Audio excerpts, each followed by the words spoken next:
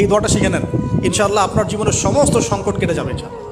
আমি নিজেও এই দোয়াটা বেশি বেশি করার চেষ্টা করি। দোয়াটা হচ্ছে, মুসা আলাইহিস সালাম একটা গাছের নিচে হেলান দিয়ে বসলেন, বসে দেখলেন দুজন মেয়ে দাঁড়িয়ে আছে দূরে, পানি নিতে পারছে না, লোকজন পানি নিয়ে যাচ্ছে, ওরা দাঁড়িয়ে আছে বেচারি।